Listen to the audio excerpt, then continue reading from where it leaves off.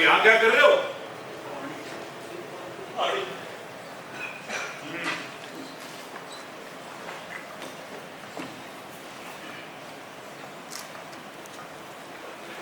बेटा शत्रुघ्न, अरे ओ बेटा शत्रुघ्न। आन की खातिर जंग लड़ी थी 1857 में। आन की खातिर जंग लड़ी थी 1857 में।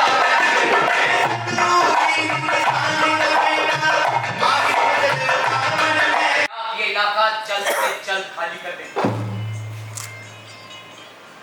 ठीक है, हम भी नहीं चाहते कि गांव के बुजुर्ग, औरतें, बच्चे बेमौत मारे जाएं। हम अम्बाला छावनी के सिपाही हैं। हमने अपने अंग्रेजी अफसर को गोली मार दी और वहां से भाग आए, क्योंकि वो वहां हमें प्रताड़ित करते थे और यहाँ आप लोगों को वो वहां हमारे साथ जानवरों जैसा सलूक करते थे और यहाँ आपके साथ हमसे बर्दाश्त नहीं हुआ और हमने जंग छेड़ दी। पर मैं आप सब लोगों से पूछना चाहता हूं, क्या आप लोगों को नहीं लगता कि ईश्वर ने हमें ये एक मौका दिया है कि हम इन गोरों को अपने देश से खदेड़ दें? हम 400 सिपाही हैं, हमारे पास असला है, बारूद है। अगर आप लोग हमारा साथ दें तो हम एक एक गोरे फिरंगी को अपने देश से खदेड़ देंगे। अगर यही बात है तो शत्रुदीन पीछे नहीं हटेगा। आजादी की इस जंग में शत्रुदीन मर मिटेगा, लेकिन कदम पीछे नहीं हटाएगा। भाइयों, जी भाई। फौज ने कह दो कि गांव के चारों तरफ फैल जाए। फौज? घबराइए नहीं, वो हमारे किसानों और कारीगरों की फौज है, जिसे मैंने खुद तैयार किया। और हम भी तो कब से यही चाहते थे कि कब अंग्रेजी फौज से हमारा सामना होगा। आज वो समय आ गया अंग्रेजों के कोटे तोड़ने का। फौज ने एक बात और कहती कि गांव की घेराबंदी कर ले। अपना आदमी हुए ना तो उसे भीतर बुला लो। कहीं अंग्रेजी फौज दिखे ना तो शेर बनकर टूट पड़ा सालों के ऊपर। जी बेटा, जा दे। आप विश्राम कीजिए। ताऊ, जी बेटा। गांव की माँ बहन ने बोल दे फौजी आए हैं, खान का प्रबंध करें। अरे कमलावती, हे कृष्णा। रेवाड़ी रियासत में रखें, अपना शिविर वहीं लगाएं और आजादी की इस जंग को जारी रखें।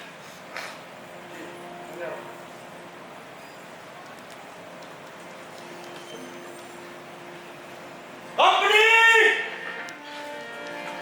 सावधान। धन्यवाद शत्रुघ्न।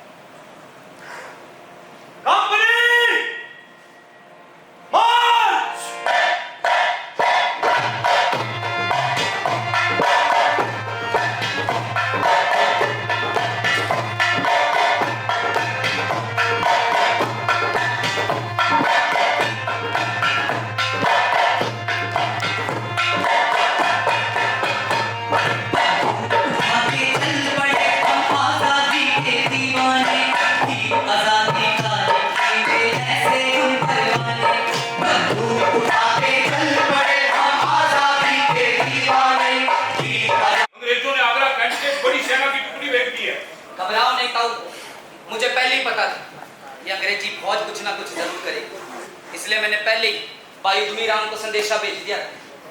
वो अंग्रेजी फौज को चिट्टी रोड पार नहीं करने देगी। चलो मेरे साथ। रास्ता लंबा था और जगह जगह पर खतरा था। शत्रुद्दीन और उसके कारीगरों की फौज ने इन सिपाहियों को रिवाड़ी पहुंचने में पूरी मदद की, लेकिन फिर भी इन सिपाहियों का रास्ता रोकने एक बड़ी फौज आगरा छावनी से निकल पड़ी। तब उधमी राम और उसके सिपाहियों ने इस अंग्रेजी फौज का रास्ता 15 दिन तक जीटी रोड पर रोकर कमांडेंट ने पूरा जोर लगा दिया, लेकिन उसकी सेना आगे न बढ़ पाई। आगे का कोई रास्ता न सूझते देख उसने आसपास के गांवों में आग लगा दी और कई के सिपाही पशोपेश में पड़ गए कि वो गांव वालों की रक्षा करें या इस अंग्रेजी फौज को रोक कर रखें।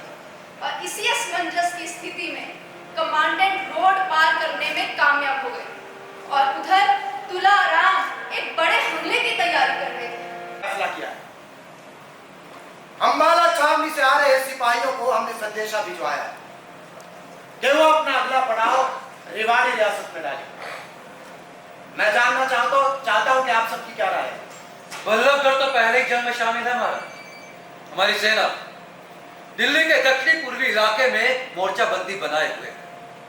हमारे पड़ोस के जगीरदार पलवल के नवाब मिर्जा कपूर हमारे साथ और फरीदाबाद के धन्ना सिंह राजपूत इस जंग का नेतृत्व कर रहे हैं। बहुत खूब। हमें तो सोचने तक का वक्त नहीं मिला राजा साहब।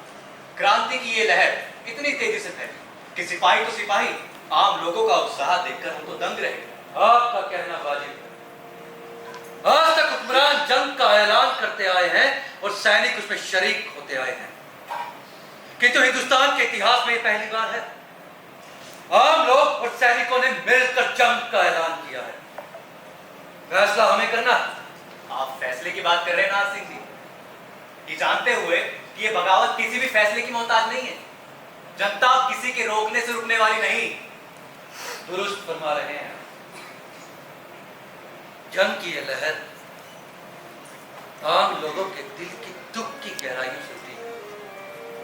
ये कहां जाकर रुकेगी, इसका अंदाजा कोई हुकूमत नहीं लगा सकती। ये हुकूमत मायने नहीं रखती, ये हुक्मरान मायने नहीं रखते। मायने रखते हैं तो वो है लोग, उनका विश्वास, उनका जीवन और उनकी खुशियां। ठीक कह रहे हैं आप। वैसे भी हमारे ताजो तख्त उन फिरंगियों की दी हुई खैरात है जो हमें कतई मंजूर नहीं। राजा साहब बिल्कुल ठीक कह रहे हैं। कुल्हाड़ी, फावड़ों, तीर कमानों से अंग्रेजों की तोपों का सामना किया है और उन्हें मेवात से खदेड़ दिया। सचमुच ये काबिले तारीफ है। सदरुद्दीन भाई, आपने जिस तरह से किसानों और कारीगरों को संगठित किया, हम सब उससे मुतासिर हैं। साथियों, मेरी एक तजवीज़ है। फरमाइए राजा साहब। हम भाई सदरुद्दीन को अपनी संयुक्त सेना का सेनापति घोषित करना चाहते हैं। मुबारक हो, मुबारक हो।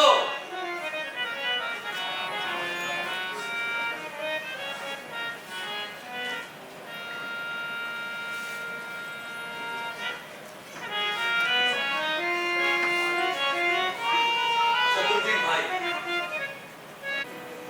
कदम कदम पर अंग्रेजी सैनिकों और उनके तोड़ियों से हमारा सामना हो।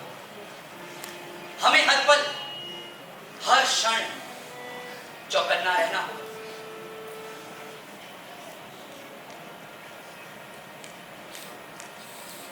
हमें बहुत सारा असला बारूद चाहिए, रसद पानी चाहिए।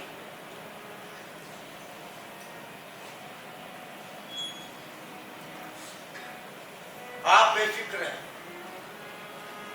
हमारा किला असला बनाने का कारखाना बन चुका है। गोपाल देव, जरूरत पड़े तो हमारा सिंहासन बेच दो, हाथी का रथ गणित होदा बेच दो, हमारे आभूषण, बर्तन, भांडे सब बेच दो, लेकिन हमारे सैनिकों को कोई कमी ना आने पाए। साथियों,